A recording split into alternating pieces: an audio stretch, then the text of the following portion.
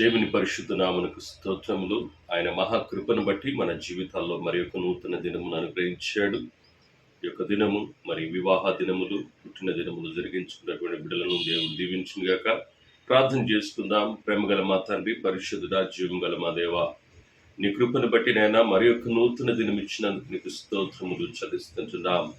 నైనా వాగ్దానములు చేసి నెరవేర్చువాడా నీకు వందనములు నా తండ్రి. ఈ యొక్క ఉదయ కాలమునైనా నీ పాద సన్నిధికి వస్తుంటున్నాం. ఈ దినమునైనా మరి వివాహ దినములు జరిగించుకున్నటువంటి బిడ్డలను, నైనా మరి పుట్టుక దినములు జరిగించుకున్నటువంటి బిడ్డలను మీరు దీవించండి. నేను అనేకమైనటువంటి జన్మదినములు ఈ విధంగా జరిగించుకుంటూ నీ సన్నిధి బిడ్డలతో ఉంచుమని ప్రార్థన చేస్తుంటున్నాం. ప్రేమగల మా దేవ, ఈ దినమునైనా మరి ఉద్యోగాలకు వెళ్తున్నటువంటి వారికి నీ సన్నిధి, నీ కాపుదల.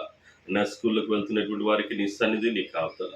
అనారోగ్యముతో ఉన్నటువంటి బిడ్డలను ముట్టి స్వస్థపరచుమని, నేను అదేవిధంగా కోర్టు సమస్యలతో ఉన్నటువంటి వారికి నేను నీ చిత్త ప్రకారం నేను వారి తరపున మీరు వాద్యం ఆడమని ప్రార్థన చేస్తుంటున్నాం. ప్రేమగల మా దేవ, ఈ దినము మాకు ఆశీర్వాదకరంగా మార్చమని యేసుక్రీస్తు నామమున ప్రార్థించి అడిగి వేడుకొంచున్నాను తండ్రి. ఆమెన్. దేవుడు మిమ్మల్ని దీవించునుగాక. ఆమెన్.